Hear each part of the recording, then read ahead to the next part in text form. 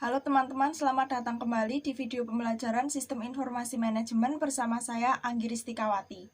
Kali ini kita memasuki bab yang ke-10 tentang implikasi etis dari teknologi informasi.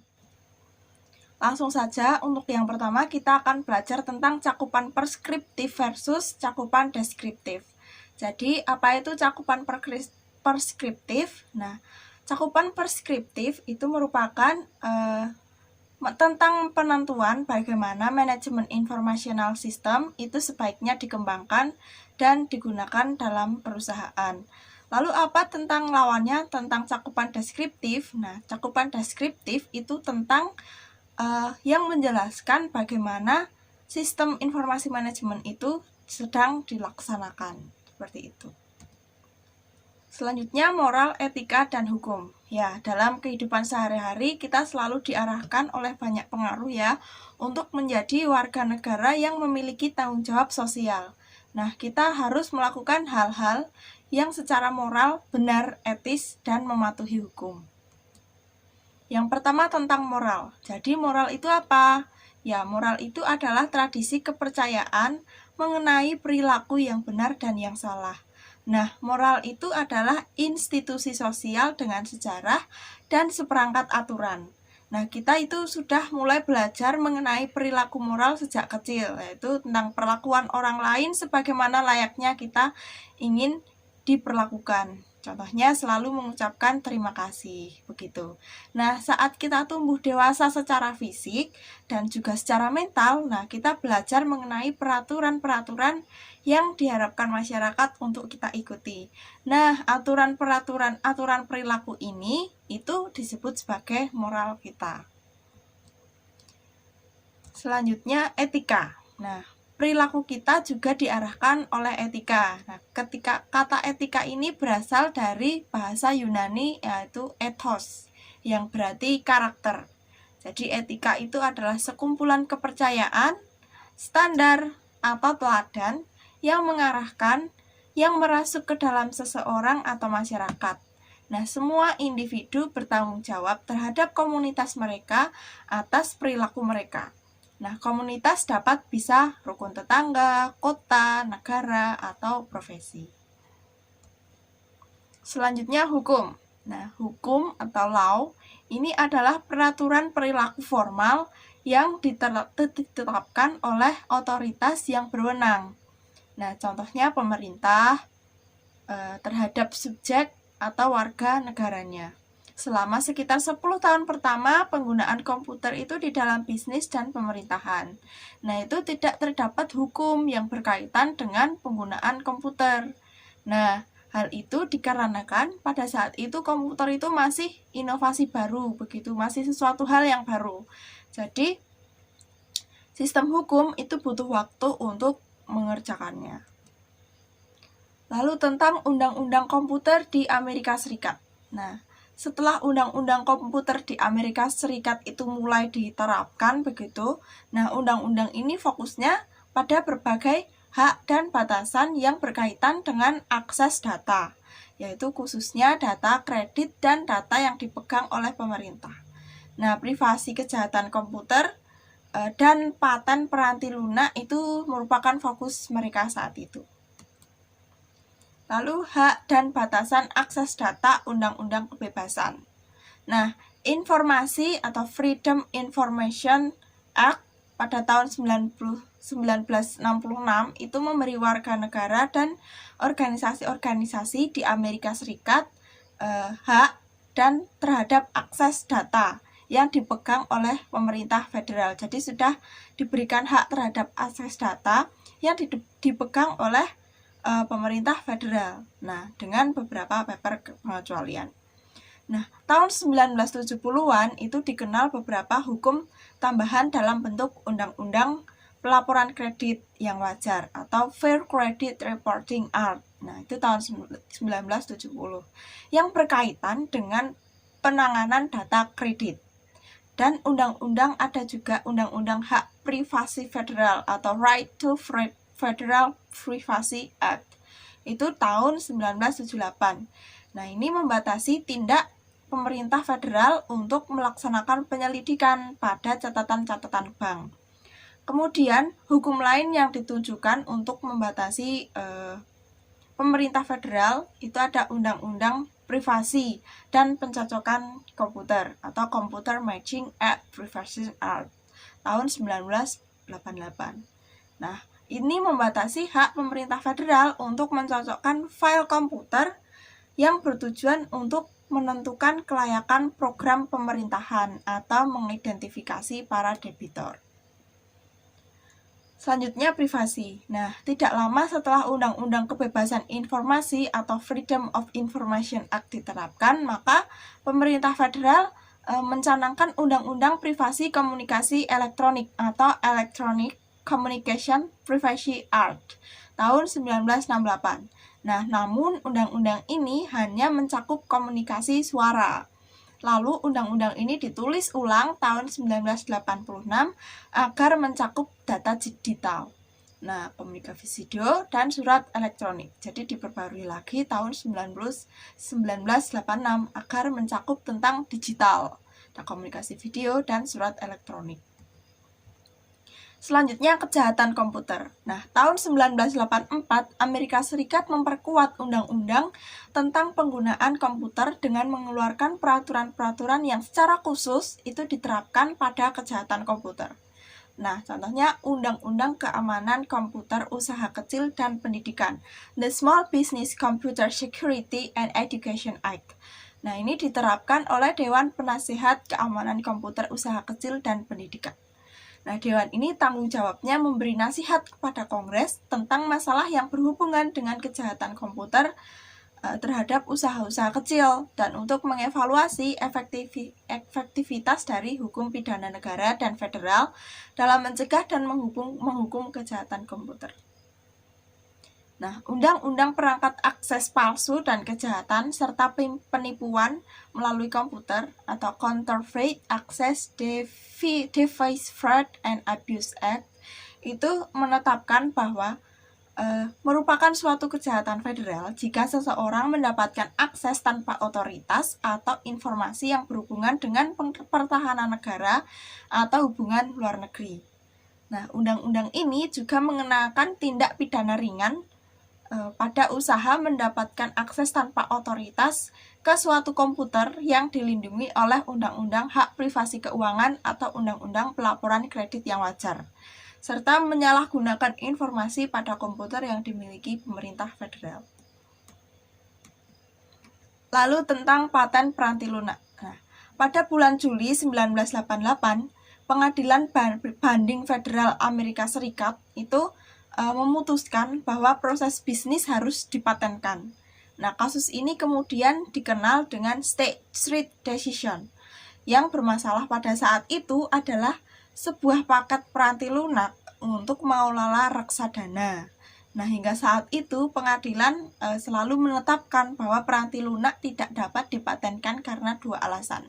Yang pertama, algoritma tidak dapat dipatenkan, dan yang kedua, metode bisnis tidak dapat dipatenkan.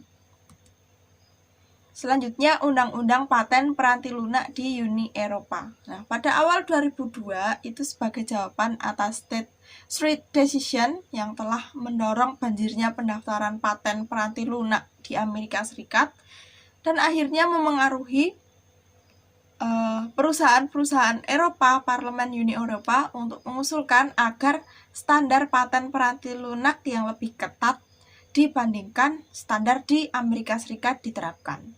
Nah, proposal ini mencetuskan berbagai diskusi dan ketidaksetujuan dan peraturan untuk pentatibilitas penemuan yang diterapkan pada komputer.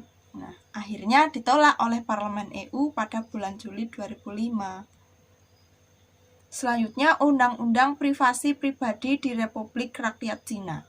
Nah, baik pemerintah maupun warga negaranya Republik Rakyat Cina itu semakin sadar akan kebutuhan untuk menentukan privasi pribadi. Nah, salah satu masalahnya itu adalah istilah privasi seringkali memiliki konotasi yang negatif. Nah, karena diasosiasikan dengan seseorang yang menyembunyikan sesuatu. Nah, para aktivis privasi pribadi di Cina sana menuntut diadakannya peraturan yang akan melindungi data pribadi seperti tingkat pendapatan, pekerjaan, status pernikahan, sifat fisik, dan bahkan alamat dan nomor telepon. Gitu. Selanjutnya, meletakkan moral, etika, dan hukum pada tempatnya. Jadi pengguna komputer di bisnis itu diarahkan oleh nilai moral dan etis manajer, spesialis informasi, dan pengguna, serta hukum yang berlaku. Nah, hukum adalah yang termudah untuk diinterpretasikan karena sifatnya tertulis. Tapi etika tidak terdefinisikan demikian tepatnya. Mungkin bahkan tidak disetujui oleh semua anggota masyarakat. Nah, wilayah etika komputer itu yang kompleks ini saat ini sangat banyak diperhatikan. Sudah mulai diperhatikan tentang wilayah etika komputer. Selanjutnya, kebutuhan akan budaya etik.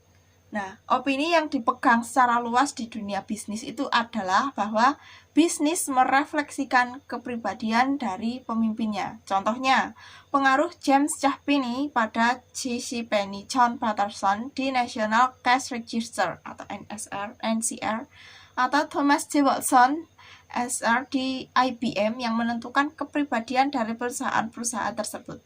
Nah, di masa kini CEO perusahaan seperti FedEx, Southwest Airlines, Microsoft itu memiliki pengaruh yang amat penting pada organisasinya, sehingga masyarakat cenderung memandang perusahaan tersebut dari CEO-nya. Selanjutnya, bagaimana budaya etika diterapkan? Nah, tugas dari manajemen tingkat atas itu untuk meyakinkan bahwa konsep etikanya merasuk ke seluruh organisasi dan turun ke jajaran bawah sehingga ke jajaran bawahnya sehingga menyentuh setiap karyawan-karyawannya tentang budaya etikanya. Lalu para eksekutif itu dapat mencapai implementasi ini melalui 3 tingkat dan banyak kredo perusahaan dan kode perusahaan yang telah disesuaikan gitu. Nah, setelah ini itu akan menunjukkan berbagai tingkat serta hubungan di antaranya. Nah, ini fitur 10.1 itu menunjukkan manajemen tingkat atas menerapkan budaya etika dengan cara dari atas ke bawah. Selanjutnya, kredo perusahaan atau corporate credo. Nah, ini merupakan pernyataan singkat mengenai nilai-nilai yang ingin dijunjung perusahaan. Nah, tujuan kredo tersebut itu adalah untuk memberitahu individu dan organisasi baik di dalam dan di luar perusahaan akan nilai-nilai etis yang dianut perusahaan tersebut. Nah, contoh kredo perusahaannya, contohnya komitmen terhadap pelanggan, komitmen terhadap karyawan, komitmen karyawan terhadap security spesifik, komitmen dari karyawan ke karyawan, lalu komitmen terhadap masyarakat, dan komitmen terhadap pemegang saham. Lalu program etika atau ethics program. Nah, program etika atau ethics program ini adalah upaya yang terdiri atas berbagai aktivitas yang didesain untuk memberikan petunjuk kepada para karyawan untuk menjalankan kredo perusahaan. Nah, aktivitas yang biasanya dilakukan adalah sesi orientasi yang diadakan pada karyawan baru. Nah, selama sesi ini, perhatian yang cukup besar ditunjukkan untuk masalah etika. Kode perusahaan yang disesuaikan. Nah, banyak perusahaan yang merancang sendiri kode etik perusahaan mereka. Nah, terkadang kode-kode etik ini merupakan adaptasi dari kode industri atau profesi tertentu. Alasan dibalik etika komputer. Nah, jadi ada seorang bernama James H. Moore mendefinisikan etika komputer atau computer ethics itu sebagai analisis sifat dan dampak sosial teknologi komputer, serta perumusan dan justifikasi dari kebijakan-kebijakan yang terkait untuk penggunaan teknologi tersebut secara etis. Nah, dengan demikian, etika komputer terdiri atas 2 aktivitas utama. Orang-orang di perusahaan yang merupakan pilihan yang logis untuk menerapkan program etika ini adalah CIO. Nah, jadi CIO harus menyadari dampak penggunaan komputer terhadap masyarakat, lalu merumuskan kebijakan yang menjaga agar teknologi tersebut digunakan di seluruh perusahaan secara etis. Nah, itu yang harus disadari oleh seorang Chief Information Officer. Lalu alasan pentingnya etika komputer. Nah, James Moore mengidentifikasi 3 alasan utama di balik minat masyarakat yang tinggi akan etika komputer. Nah, yang pertama, kelenturan secara logis, yang kedua faktor transformasi, dan yang ketiga faktor ketidaktampakan. Kita akan kupas satu persatu. Yang pertama dari kelenturan secara logis.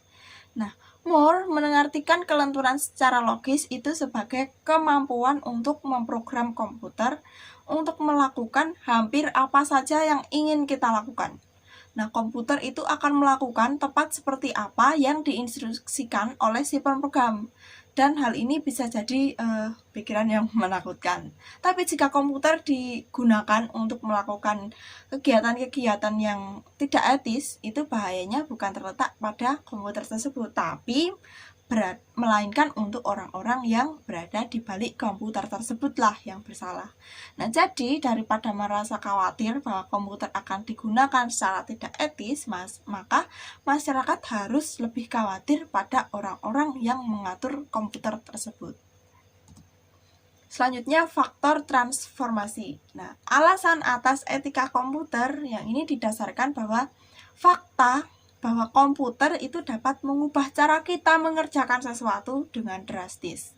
Salah satu contoh yang baik itu adalah email. Nah, email tidak menggantikan surat biasa atau sambungan telepon, melainkan menyediakan cara berkomunikasi yang benar-benar baru.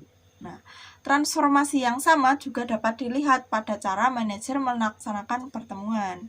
Nah, kalau dulu para manajer harus berkumpul secara fisik di lokasi yang sama, nah sekarang mereka dapat mengadakan pertemuan dalam bentuk konferensi video. Selanjutnya, faktor ketidaktampakan. Nah, alasan ketiga untuk minat masyarakat atas etika komputer itu adalah karena masyarakatnya memandang komputer sebagai kotak hitam. Nah, seluruh operasi internal komputer tersebut tersembunyi dari penglihatan. Nah, ketidaktampakan operasi internal ini memberikan kesempatan terjadinya nilai-nilai pemrograman yang tidak tampak, perhitungan yang rumit tidak tampak, dan penyalahgunaan yang tidak tampak. Nah, perhitungan nilai pemrograman yang tidak tampak ini adalah perintah rutin yang dikodekan dalam program yang menghasilkan proses yang diinginkan si pengguna. Selama proses penulisan program tersebut itu harus melakukan serangkaian penilaian mengenai bagaimana program tersebut harus mencapai tugasnya. Nah, hal ini bukan tindakan jahat yang dilakukan pemrogram, tapi lebih pada kurangnya pemahaman. Nah, nilai pemrograman yang tidak tampak itu adalah perintah rutin yang dikodekan ke dalam program yang menghasilkan proses yang diinginkan si pengguna. Selama penulisan program tersebut harus melakukan serangkaian penilaian mengenai bagaimana program tersebut harus mencapai tujuannya. Nah, ini juga bukan tindakan kejahatan sih, tapi lebih pada kurangnya pemahaman itu. Lalu perhitungan rumit yang tidak tampak berbentuk pemrograman yang sangat rumit, sehingga pengguna tidak dapat memahaminya. Seorang manajer itu dapat menggunakan program semacam ini tanpa mengetahui bagaimana komputer tersebut melakukan semua perhitungan. Nah, penyalahgunaan yang tampak itu mencakup tindakan yang disengaja, yang melintasi batasan hukum maupun etis, dan semua tindakan kejahatan komputer itu berada pada tingkat kategori ini. Misalnya, tindakan tak etis seperti pelanggaran hak individu akan privasi dan memata-matai orang lain. Selanjutnya, audit informasi. Nah, saat menyusun etika penggunaan komputer, satu kelompok dapat memegang peranan yang amat penting. Mereka itu adalah auditor internal. Nah, perusahaan dengan semua ukuran itu mengendalikan auditor eksternal atau mengandalkan auditor eksternal, editor dari luar untuk memverifikasi keakuratan catatan akuntansi. Nah, perusahaan-perusahaan yang lebih besar memiliki staf sendiri yang berfungsi sebagai auditor internal. Nah, mereka melaksanakan analisis yang sama seperti auditor eksternal, namun memiliki tanggung jawab yang lebih luas. Nah, beberapa auditor eksternal juga melaksanakan beberapa jenis audit internal dan mengawasi pekerjaan para auditor internal. Nah, ini adalah figur 10.3 tentang posisi audit internal dalam organisasi. Pertama, Dewan Direktur, Komite Audit, lalu Direktur Eksekutif atau Direktur Keuangan, lalu Direktur Audit Internal, lalu Departemen Audit Internal. Ya. Figur 10.3 tadi menunjukkan salah satu cara populer yang menempatkan audit internal dalam organisasi. Nah, Dewan Direktur mencakup komite audit yang mendefinisikan tanggung jawab dari Departemen Audit Internal dan menerima sebagian besar laporan audit. Lalu Direktur Audit Internal ini mengelola Departemen Audit Internal dan biasanya melapor ke CEO atau Direktur Keuangan. Lalu posisi tingkat tinggi auditor internal di dalam organisasi itu menjaga agar posisi ini dihormati sebagai aktivitas yang penting dan mendapatkan kerjasama dari para manajer di semua tingkat. Ada 4 jenis aktivitas audit internal. Yang pertama, audit finansial. Nah, ini memverifikasi catatan-catatan perusahaan dan merupakan jenis aktivitas yang dilaksanakan auditor eksternal. Nah, pada beberapa tugas auditor internal bekerja sama dengan auditor internal. Pada tugas lain, auditor internal ini melakukan seluruh pekerjaan audit sendiri. Selanjutnya, audit operasional. Nah, audit operasional ini tidak dilaksanakan untuk memverifikasi untuk keakuratan catatan, melainkan untuk memvalidasi efektivitas prosedur. Nah, audit jenis ini merupakan jenis pekerjaan yang dilakukan oleh analis sistem pada tahap analis dari masa siklus perancangan sistem. Nah, sistem yang dipelajari hampir selalu berbentuk virtual dan bukannya fisik, namun tidak selalu melibatkan komputer. Selanjutnya, audit berkelanjutan atau concurrent audit. Nah, ini sama dengan audit operasional, tapi audit yang berkelanjutan ini cenderung berkelanjutan itu terus-menerus. Nah, contohnya, audit internal dapat secara acak memilih karyawan dan memberikan slip gaji kepada mereka tanpa menggunakan sistem surat menyurat perusahaan. Nah, prosedur ini menjaga agar nama di catatan pembayaran gaji mewakili karyawan sungguhan dan bukanlah entry fiktif yang dibuat oleh seorang penyelia atau supervisor curang yang ingin mendapatkan gaji lebih. Lalu desain sistem pengendalian internal. Nah, dalam audit operasional dan beriringan, auditor internal itu mempelajari sistem yang sudah ada. Namun, auditor tidak harus menunggu hingga sistem diimplementasikan untuk memengaruhi sistem tersebut. Nah, auditor internal selayaknya berpartisipasi secara aktif dalam perancangan sistem karena ada 2 alasan. Yang pertama, biaya untuk memperbaiki kelemahan sistem meningkat secara dramatis seiring dengan siklus masa hidup sistem. Dan alasan yang keduanya untuk melibatkan para auditor internal dalam perancangan sistem itu adalah mereka menawarkan keahlian yang dapat meningkatkan kualitas sistem tersebut. Selanjutnya, kode etik. Nah, Association for Computing Machinery atau ACM itu yang didirikan tahun 1947 adalah sebuah organisasi komputer profesional tertua di dunia. Nah, ACM ini menyusun kode etik dan perilaku profesional yang diharapkan diikuti oleh 80.000 anggotanya. Selain itu, kode etik dan praktik profesional rekayasa peranti lunak itu dibuat dengan tujuan agar bertindak sebagai panduan untuk mengajarkan dan mempraktekkan rekayasa peranti lunak, yang penggunaan prinsip-prinsipnya perancangan dalam pengembangan peranti lunak. Nah, ini adalah garis besar kode etik dan perilaku profesional. Ada keharusan moral umum, tanggung jawab profesional yang lebih spesifik, keharusan kepemimpinan organisasi, dan kepatuhan terhadap kode. Oke, itu dulu dari saya tentang bab 10 ini mengenai implikasi etis dari teknologi informasi. Semoga apa yang saya sampaikan ini dapat berguna bagi teman-teman semua. Akhirnya, sampai di sini pembahasan kita tentang bab 10. Kita akan bertemu lagi di bab 11. Saya Anggir Stikawati. Terima kasih. Sampai jumpa.